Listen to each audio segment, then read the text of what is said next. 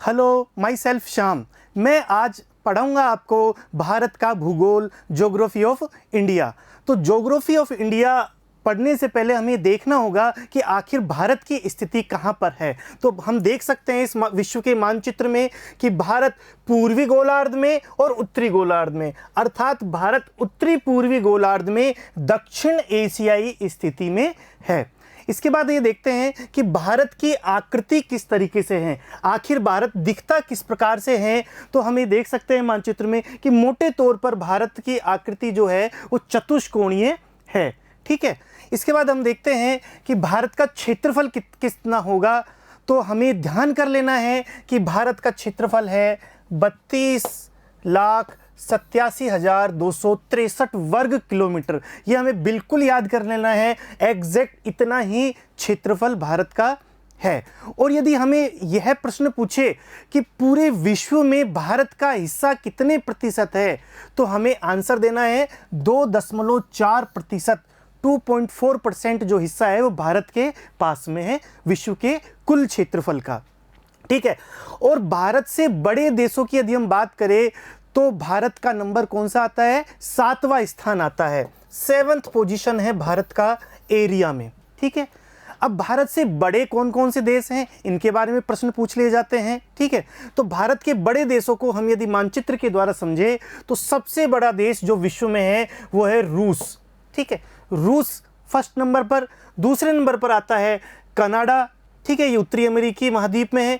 तीसरे नंबर पर चीन, ये एशिया महाद्वीप में है। चौथे नंबर पर संयुक्त राज्य अमेरिका या जिसे हम यूएसए बोलते हैं उसका नंबर आता है चौथा। पांचवें नंबर पर दक्षिण अमेरिकी महाद्वीप में स्थित ब्राज़ील नामक देश है।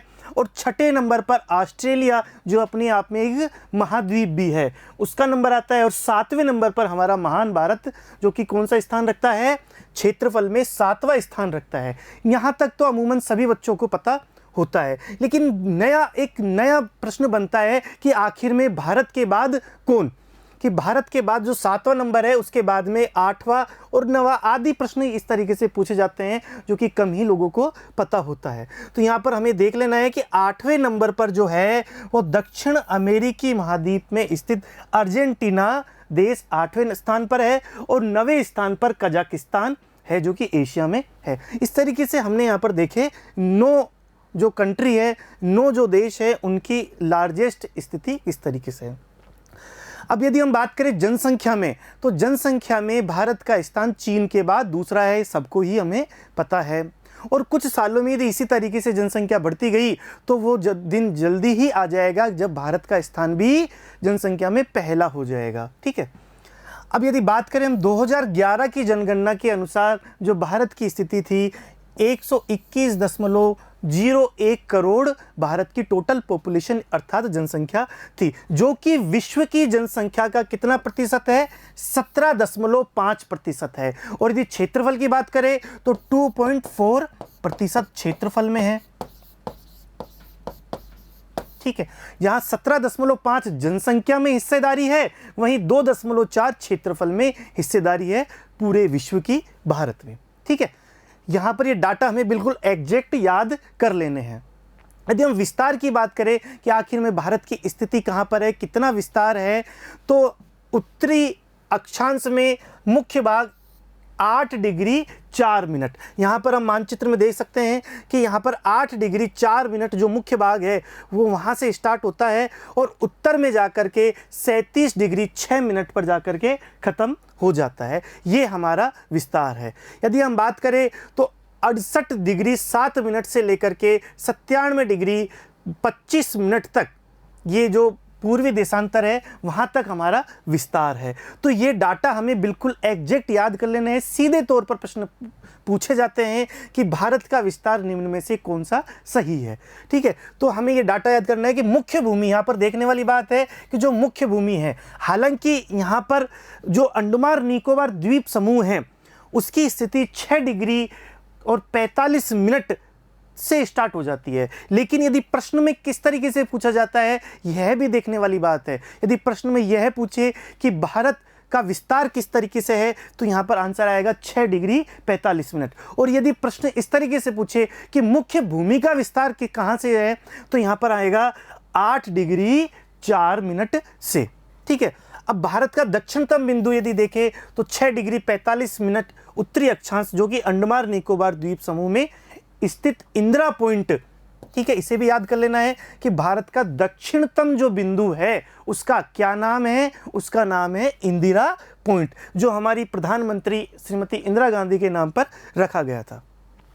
और ये कहां पर स्थित है, ग्रेट निकोबार द्वीप समूह में। अनेक जगह पर यह प्रश्न पूछा जाता है कि भारत का दक्षिणतम जो बिंदु है वो आखिर कहां पर है, कौन से स्थान पर है और उसका क्या नाम है। तो उसका नाम है इंदिरा पॉइंट और ये कहां पर है, ग्रेट निकोबार द्वीप समूह। पहले इसे पिगमेलियन पॉइंट या पार्सन पॉइंट बोलते थे, लेकिन इंदिरा गांधी की मृत्यु के पश्चात इसका नाम बदल करके इंदिरा पॉइंट कर दिया गया। तो यह भी हमारे देखने वाली बात है, ये भारत का दक्षिणतम बिंदु है। इसके बाद यदि हम बात करें तो यहाँ पर दक्षिणतम जो बिंदु है 8 डिग्री 4 मिनट, यह कन्याकुमारी से लेकर के, जो कि कन्याकुमारी कहाँ है, तमिलनाडु, और भूमध्य रेखा पर 876 किलोमीटर दक्षिण में है। जो भूमध्य रेखा है, जो भूमध्य रेखा से इसकी दूरी की बात करें तो 876 किलोमीटर इसकी दूरी है। सीधे तौर पर प्रश्न पूछे जाते हैं कि भूमध्य रेखा से भारत के कन्याकुमारी की जो दूरी है वो कितनी है। इसके बाद बात करें तो भारत का सबसे उत्तरी बिंदु 37 डिग्री 6 मिनट, जिसे किस नाम से जाना जाता है, इंदिरा कोल के नाम से। जो उत्तरी जो बिंदु है 37 डिग्री 6 मिनट यहाँ पर जो हमें दिखाई दे रहा है, इसका नाम क्या है, इंदिरा कोल। अब बात करें भारत का पश्चिमतम बिंदु, भारत का पश्चिमतम बिंदु जो कि गुजरात में कच्छ जिले में स्थित है, गुहर मोती गांव। उस गांव का नाम क्या है, गुहर मोती गांव। 68 डिग्री 7 मिनट पूर्वी देशांतर से वहां से स्टार्ट होता है। और बात करें सबसे पूर्वी बिंदु, तो पूर्वी बिंदु जो है यहाँ पर अरुणाचल प्रदेश में 97 डिग्री 25 मिनट पूर्वी देशांतर, जिस स्थान कौन सा है, किबुथु गांव, जो कि कहाँ पर है, अंजाव जिला, अरुणाचल प्रदेश। तो यहाँ पर बेसिकली हमने पूर्वी, पश्चिमी, उत्तरी और दक्षिणी जो स्थिति है और वो कहाँ कहाँ पर है, किस स्थान पर है, इन चीज़ों का हमने यहाँ पर देखा। हम बात करें मुख्य भूमि के सबसे उत्तर और सबसे दक्षिणतम जो बिंदु है, उनकी जो दूरी है लगभग 30 डिग्री अक्षांशीय दूरी है। और सबसे पूर्वी और पश्चिम तक बिंदु, इसकी भी लगभग 30 डिग्री देशांतरीय दूरी है। तो यदि हम बात करें यहाँ पर उत्तर से दक्षिण और पूर्व से पश्चिम, इन दोनों में यदि बात करें तो 30 डिग्री की ही दूरी होती है। तो 30 डिग्री अक्षांशीय दूरी और 30 डिग्री ही देशांतरीय दूरी यहाँ पर देखी जा सकती है। लेकिन फिर भी यहाँ पर 30 डिग्री होने के बाद भी यदि हम एक्चुअल डिस्टेंस की बात करें तो यहाँ पर हम बात करेंगे 3214 किलोमीटर, यहाँ पर लिखा हुआ है 3214 किलोमीटर उत्तर दक्षिण में, और पूर्व पश्चिम की यदि हम बात करें तो 2933 किलोमीटर यहाँ पर स्थित है। ठीक है, 2933 किलोमीटर पूर्व पश्चिम में इसकी वास्तविक दूरी है, और उत्तर दक्षिण की यदि हम बात करें तो 3214 किलोमीटर इसकी उत्तर दक्षिण की दूरी है। हालांकि यह देखने वाली बात है कि दोनों की लगभग 30 डिग्री दूरी होने के बावजूद, 30 डिग्री देशांतरीय और 30 डिग्री ही अक्षांशीय दूरी होने के बावजूद भी इन दोनों में अंतर देखा गया है। इसका कारण क्या है, इसका बेसिकली जो कारण होता है वो ग्लोब की आकृति के कारण होता है। ग्लोब की जो आकृति है वो देखते हैं कि ध्रुवों की ओर बढ़ने पर, जैसे जैसे हम ध्रुवों की ओर जाते हैं वहाँ पर बढ़ने पर देशांतरों की जो दूरी है वो दूरी में कम होती जाती है। इस वजह से यहाँ पर बेसिकली ये अंतर हमें देखा जाता है। बाकी इस डाटा को भी हमें एग्जैक्ट याद करना है कि भारत के सबसे पूर्वी बिंदु से लेकर के सबसे पश्चिम बिंदु की दूरी कितनी है, तो इसका आंसर आएगा 2933 किलोमीटर, और उत्तर से दक्षिण की यदि हम बात करें तो 3214 किलोमीटर। ये हमें याद करने हैं, प्रश्न आने पर सीधे तौर पर हम इसको सही कर सकते हैं। और यदि हम बात करें कर्क रेखा की, तो मानचित्र में हम देख सकते हैं कर्क रेखा यहाँ पर भारत के लगभग मध्य में से होकर के निकलती है, मध्य में से होकर के निकलती है कर्क रेखा, ठीक है, जो कि 23.5 डिग्री उत्तरी अक्षांश पर स्थित होती है। अब यहां पर हम देखें तो कर्क रेखा भारत के किन राज्यों में से होकर के निकलती है। ये सीधे तौर पर प्रश्न पूछे जाते हैं कि भारत के कितने राज्यों में से होकर के कर्क रेखा निकलती है, या फिर कौन कौन से राज्यों में से होकर के कर्क रेखा निकलती है। तो आंसर यहां पर आएगा 8 प्रमुख राज्यों से होकर के कर्क रेखा निकलती है। और उन राज्यों के नाम यहां पर इस प्रकार से है: गुजरात, राजस्थान, मध्य प्रदेश, छत्तीसगढ़, झारखंड, पश्चिम बंगाल, त्रिपुरा और मिजोरम। ये 8 राज्य है जहां से होकर के कर्क रेखा निकलती है। अनेकों एग्जाम्स में, बहुत सारे पेपर्स में इस तरीके के प्रश्न पूछे जाते हैं। मानचित्र के द्वारा भी हम इसे देख सकते हैं, याद कर लेना है हमें और इसको समझ लेना है, ठीक है, कि इस तरीके से यहाँ पर कर्क रेखा निकलती है। अब उसी तरीके से यदि हम बात करें कि देशांतरों का जो प्रभाव है वो किस तरीके से है, कि जो देशांतर है वो समय को बताता है, टाइमलाइन को यहाँ पर बताता है। और हमारा जो भारत में एक जो देशांतर जो माना गया है, मानक जो देशांतर है, मानक समय है, जो कि ग्रीनविच से 5.5 घंटे आगे है और 82.5 डिग्री पूर्वी देशांतर पर स्थित है। दोबारा देख लेना है, 82.5 डिग्री पूर्वी देशांतर पर भारत का मानक समय है, जो कि ग्रीनविच रेखा या ग्रीनविच समय से कितना समय आगे है, 5.5 घंटे आगे चलता है। ये एक बात हुई।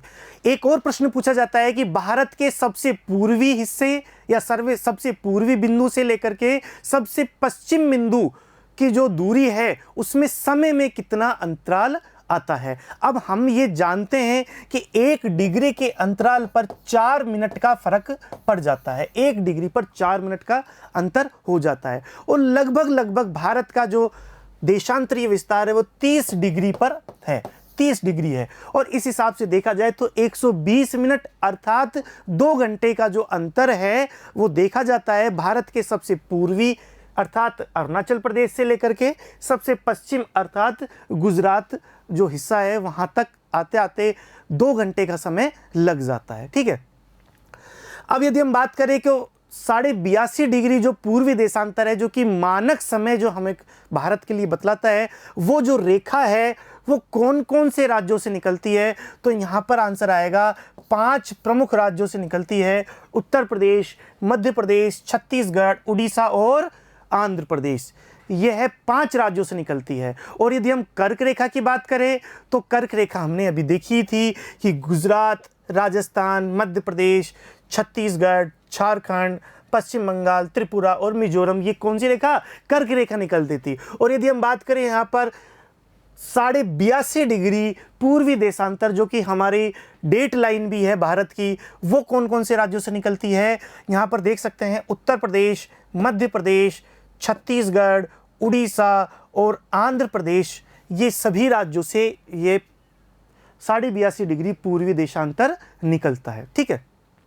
इसके बाद यदि हम बात करें कि भारत की सीमा कौन कौन से क्षेत्रों से मिलती है, कौन कौन से राज्यों से या कौन कौन से देशों से मिलती है और कितनी सीमा है, तो यह भी हमें देखने वाली बात है। सीधे तौर पर प्रश्न आते हैं कि स्थलीय जो सीमा है वो 15,106.7 किलोमीटर की है।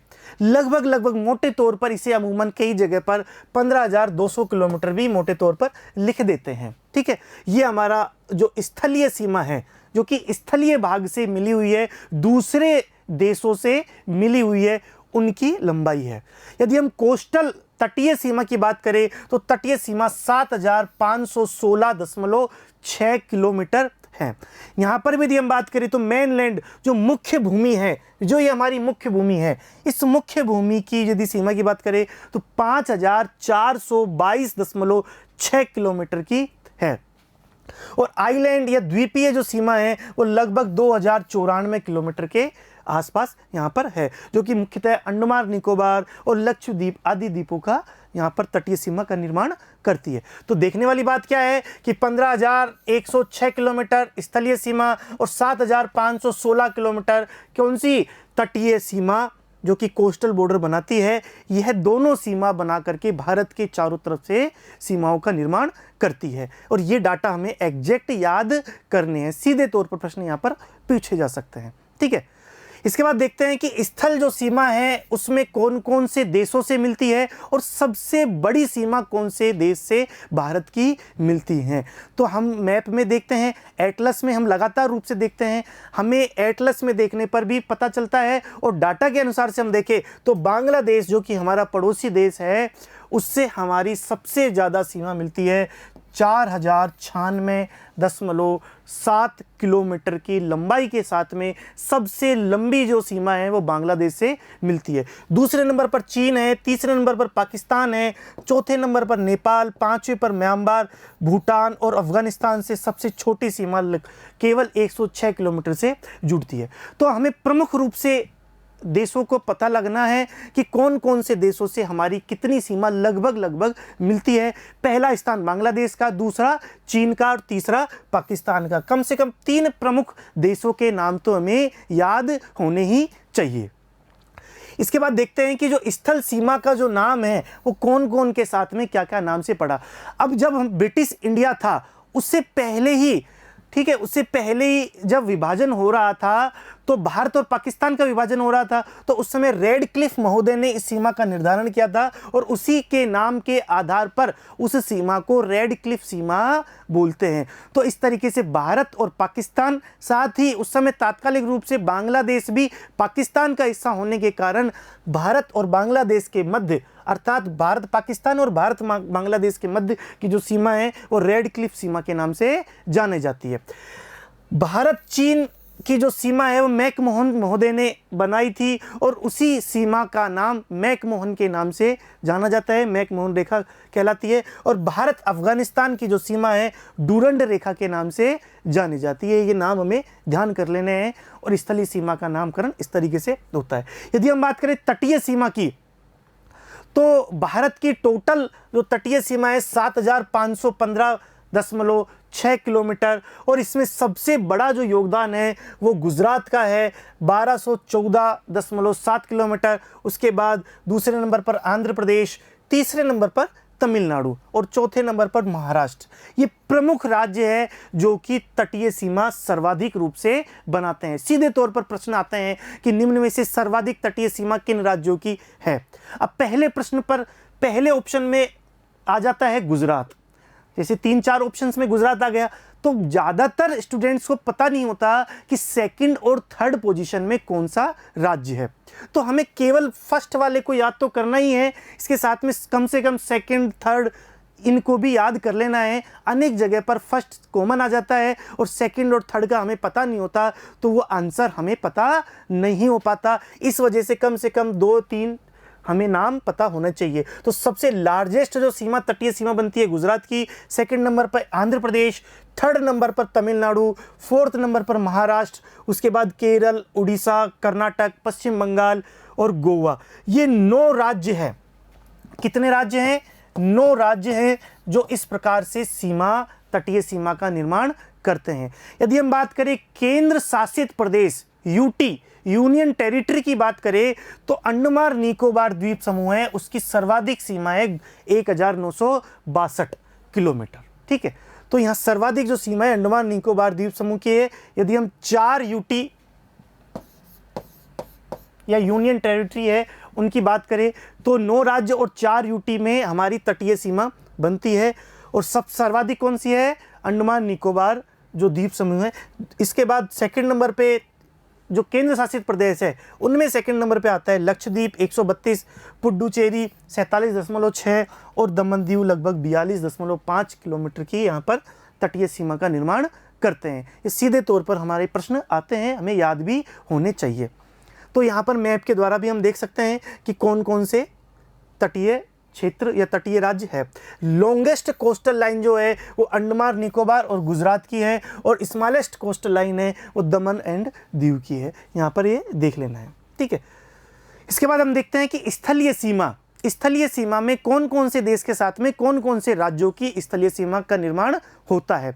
यह बहुत अच्छे से समझने वाली बात है और एटलस में लगातार रूप से यदि हम देखते रहें तो वहाँ पर याद होने वाली भी चीज़ एटलस में लगातार रूप से हम देखने पर प्राप्त होता है। यहाँ पर हमने देखा रखा है कि अलग अलग देशों के साथ में कौन कौन से राज्यों के साथ में यहाँ पर सीमाओं का निर्माण होता है।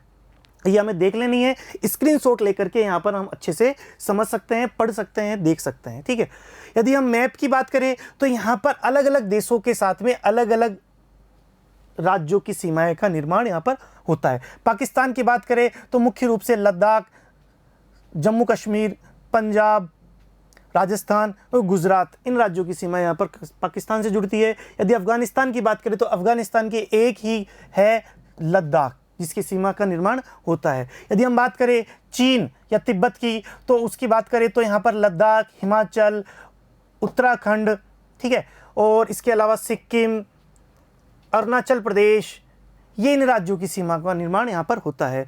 म्यांमार में अरुणाचल प्रदेश, नागालैंड, मणिपुर, मिजोरम, इन राज्यों का निर्माण यहाँ पर होता है। और बांग्लादेश में पश्चिम बंगाल, असम, मेघालय, त्रिपुरा, मिजोरम, इन राज्यों का जो सीमा है वो स्थलीय सीमा का निर्माण पड़ोसी देश बांग्लादेश से होता है। तो इस तरीके से नेपाल का यदि हम बात करें तो उत्तराखंड, उत्तर प्रदेश, बिहार, सिक्किम, पश्चिम बंगाल, और इसी प्रकार से भूटान का सिक्किम, पश्चिम बंगाल, असम और अरुणाचल प्रदेश से यहाँ पर सीमा का निर्धारण होता है। यहाँ पर देखने वाली बात इस तरीके से है। ठीक है, इसके बाद यदि हम बात करें तो सागरीय विस्तार किस तरीके से होता है और सागर का जो मापन है वो कहाँ से किया जाता है और पहले कहाँ से किया जाता था, ये भी देखने वाली बात है।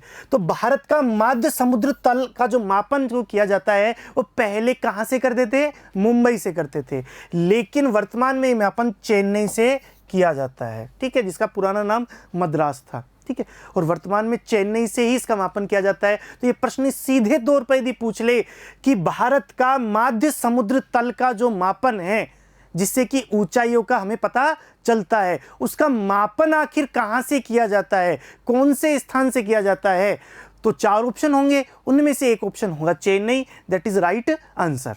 ठीक है, अब यहाँ पर हम देखते हैं कि जो सागरीय जो क्षेत्र है, क्योंकि भारत का बहुत बड़ा हिस्सा प्रायद्वीपीय होने के कारण सागर में है, महासागर में है, और इस कारण से कुछ क्षेत्र बनते हैं जिसमें ये बताया जाता है कि उस देश की कितनी हिस्सेदारी है या वो उस क्षेत्र में क्या क्या कर सकता है। तो पहला जो क्षेत्र बनता है सीमावर्ती सागर का, यह 12 नॉटिकल माइल्स तक होता है। अब नॉटिकल माइल्स क्या होता है, अमूमन जो माइल्स होता है जिसे मील बोलते हैं 1.6 किलोमीटर का होता है, नॉर्मल जो मील होता है। ठीक है, लेकिन समुद्री मील जिसे नॉटिकल माइल्स बोलते हैं वो लगभग 1.8 किलोमीटर का होता है।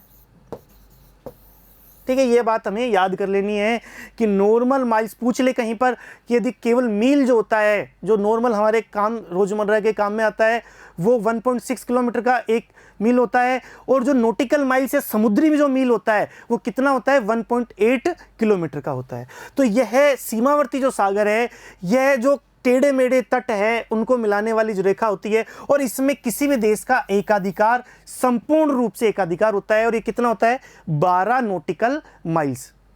ठीक है, इसके बाद यदि हम बात करें संलग्न सागर, ये 24 नॉटिकल माइल्स होता है, और इस क्षेत्र में सीमा शुल्क की वसूली आदि का जो वित्तीय अधिकार है, ठीक है, वो कौन कर सकता है, यहाँ पर वो देश, यदि हम बात करें यहाँ पर भारत कर सकता है।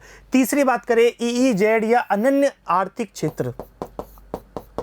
ठीक है, तो यहाँ पर अनन्य आर्थिक क्षेत्र ये 200 नॉटिकल माइल्स होता है, और यहाँ पर वैज्ञानिक अनुसंधान या नए द्वीपों का निर्माण तथा प्राकृतिक संसाधनों के दोहन का अधिकार उस देश को प्राप्त होता है। और इसके बाद जो उच्च सागर का विस्तार है, जहाँ सभी देशों को समान रूप से अधिकार होता है, यहाँ उच्च सागर का जो क्षेत्र है, जो दूरस्थ क्षेत्र होता है, यहाँ पर किसी देश का कोई अधिकार नहीं होता किसी भी तरीके से।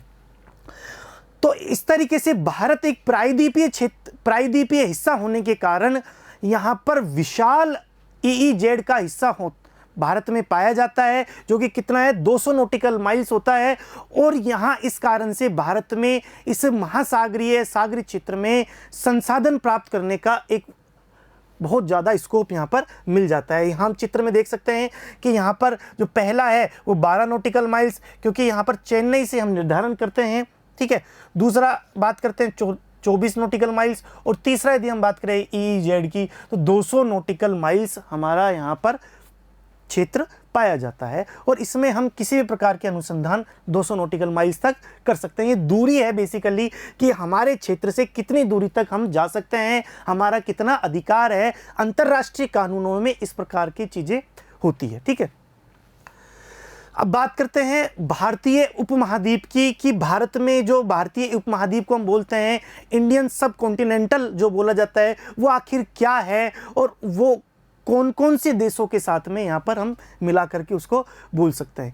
तो ऐसा भौगोलिक क्षेत्र या महाद्वीप का हिस्सा जो समान रूप से हो, जो अपनी समांगता लिए हो। अब यहाँ पर भौगोलिक रूप से समान हो सकता है, सांस्कृतिक रूप से भी समानता यहाँ पर पाई जाती है, क्योंकि संस्कृति का जो उत्पन्न है, संस्कृति की जो उदय होता है वो भूगोल के साथ में जुड़ा हुआ होता है अमूमन तौर पर। और भारत जो उपमहाद्वीप है, भारतीय उपमहाद्वीप का भौगोलिक रूप लगभग एक जैसा है, विभिन्नता में एकता जैसी हमारी यहाँ पर संस्कृति है, और भौगोलिक रूप भी एक जैसा है, संस्कृति भी लगभग एक जैसी है, और दूसरी जो चीज़ें हैं वो भी हमारे यहाँ पर काफ़ी समानता रखती है। तो इसलिए इसे क्या का नाम दिया गया, उपमहाद्वीप का नाम दिया गया। यहाँ पर हम बात करें तो पाकिस्तान के वहाँ पर हिंदू कुश, सुलेमान और किरथर पर्वत श्रेणी है। इस वजह से पश्चिमी जो क्षेत्र है वो यहाँ से आबद्ध है, बंद है। उत्तर में हिमालय पर्वत श्रेणी है, ठीक है। पश्चिम में हिंदू कुश, सुलेमान और किरथर है। उत्तर पूरे में यहाँ पर हम बात करें तो हिमालय पर्वत श्रेणी है। पूर्वोत्तर में पूर्वांचल और अराकान योमा है, यहाँ पर अराकान योमा है। और दक्षिण में क्या है, यहाँ पर पूरा महासागर है। और इस तरीके से एक आबद्ध क्षेत्र हो गया, इसे भारतीय उपमहाद्वीप की संज्ञा दी गई है, ठीक है। तो इस तरीके से यहाँ पर पूरा आबद्ध हो गया। यहाँ सुलेमान किरथर रेंज हो गई, ठीक है, यहाँ सुलेमान किरथर रेंज हो गई, और इस तरीके से हिंदू कुश पर्वत हो गया। और पूरा ये जो क्षेत्र है सुलेमान, किरथर, हिंदू कुश और पूरा ये हिमालय वाला जो क्षेत्र है इस तरीके से हो गया। और यहाँ पर अराकान योमा की स्थिति हो गई, ठीक है। इस तरीके से पूरा ये जो क्षेत्र है यह दक्षिण में महासागर से, हिंद महासागर से, और उत्तर में विभिन्न हिमालयी जो रेंज है उनसे घिरा होने के कारण एक उपमहाद्वीप जैसी स्थिति बनाता है, एक बंद या अलग थलग स्थिति बनाता है। इस कारण से इसे उपमहाद्वीप की संज्ञा दी गई है। और इसमें स्थित देशों के नाम कौन कौन से हैं पूछा जा सकता है कि भारतीय उपमहाद्वीप में कौन कौन से देश शामिल है। तो भारत तो है ही, इसके अलावा भारत के अलावा पाकिस्तान है, ठीक है, नेपाल है, भूटान है, बांग्लादेश है, ठीक है, मालदीव है, श्रीलंका है। यह सब क्या है, भारतीय उपमहाद्वीप में शामिल किए जाते हैं, ठीक है। ये हुई हमारी आसपास पड़ोसी देशों की बात। अब बात करते हैं हम हमारे खुद के देश भारत की, कि आखिर में भारत में कितनी इकाइयाँ हैं, कितने राज्य हैं और कितने केंद्र शासित प्रदेश हैं। वर्तमान समय में भारत में 28 राज्य और 8 केंद्र शासित प्रदेश है, जबकि 5 अगस्त 2019 को जम्मू कश्मीर राज्य का दर्जा लेकर के उसे 2 केंद्र शासित प्रदेश लद्दाख और जम्मू कश्मीर में अलग अलग कर दिया था। उसके बाद यहाँ पर 29 राज्य से कम होकर के 28 राज्य हो गए, और केंद्र शासित प्रदेश जो थे उनकी संख्या कितनी हो गई, 8 हो गई। उसके बाद यदि हम बात करें तो वर्तमान में स्थिति यहाँ पर इस प्रकार से है। एक और परिवर्तन हाल ही में आया था, वो ये परिवर्तन है दादरा नागर हवेली और दमन दीव था, उन दोनों को मर्ज कर दिया गया, ठीक है। तो इस तरीके से यदि हम बात करें तो 28 राज्य और 8 केंद्र शासित प्रदेशों की वर्तमान में स्थिति इस मानचित्र में हम देख सकते हैं। और कंफ्यूज नहीं होना है, यहाँ पर राज्य का दर्जा लेकर के 2 केंद्र शासित प्रदेश बना दिए गए थे, तो एक राज्य यहाँ पर कम हो गया और 2 केंद्र शासित प्रदेशों की संख्या यहाँ पर बढ़ गई थी। और यहाँ जो 2 केंद्र शासित प्रदेश थे उनका नाम था दादरा नगर हवेली और दमन दीव दोनों को क्या कर दिया, मर्ज कर दिया, एक इकाई उनको बना दी गई थी। ये हमें ध्यान कर लेना है वर्तमान समय में, ठीक है। इसके बाद यदि हम बात करें, कुछ रोचक तथ्य है भारत के संबंध में जो हमें आने चाहिए और जिनके बारे में हमें पता होना चाहिए। सीधे तौर पर प्रश्न पूछा जा सकता है कि भारत का सबसे बड़ा राज्य राजस्थान है, सबको पता है क्षेत्रफल की दृष्टि से। सबसे छोटा राज्य की बात करें तो गोवा है। सबसे बड़ा केंद्र शासित प्रदेश है तो लद्दाख है। सबसे छोटा केंद्र शासित प्रदेश है तो लक्षद्वीप है। सबसे बड़ा जिला गुजरात में स्थित कच्छ जिला सबसे बड़ा जिला है और सबसे छोटा जिला पुडुचेरी में स्थित माहे है। ये सीधे तौर पर हमें याद कर लेने हैं। इसके बाद करें तो जनसंख्या की दृष्टि से सबसे बड़ा राज्य उत्तर प्रदेश, 2011 की जनगणना के अनुसार लगभग 20 करोड़ पॉपुलेशन थी उत्तर प्रदेश की।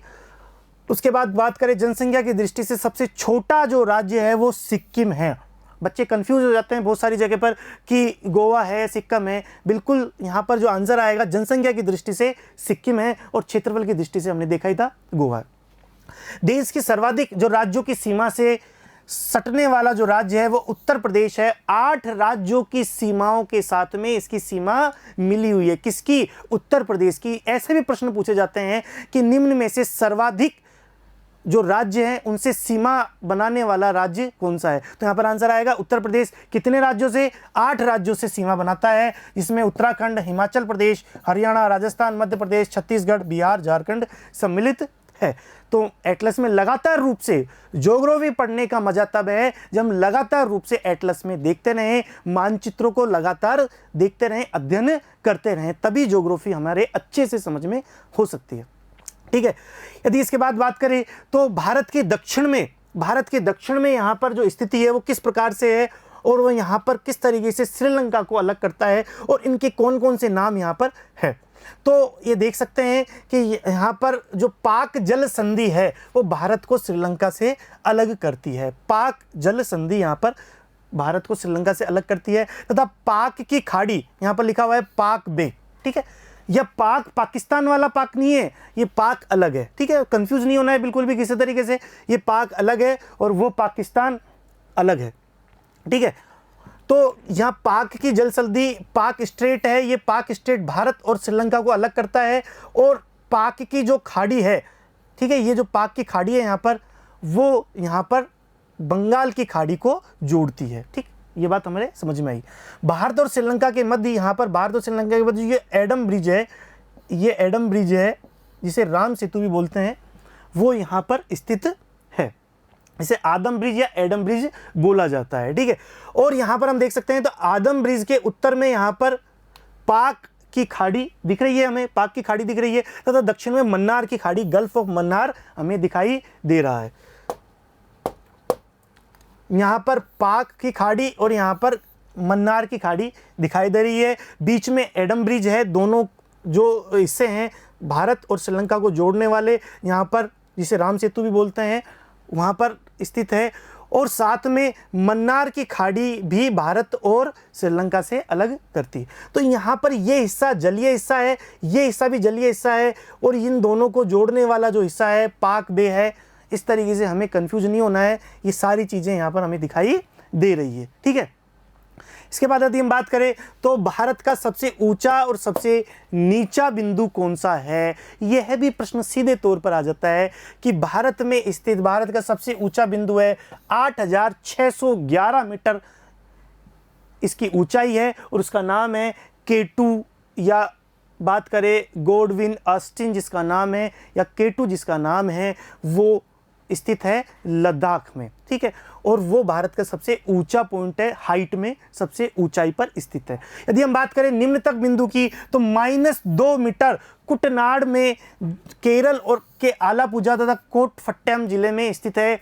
यह कुटनाड जो कि एवरेज जो मानक समुद्र तल है उससे भी 2 मीटर के नीचाई पर स्थित है।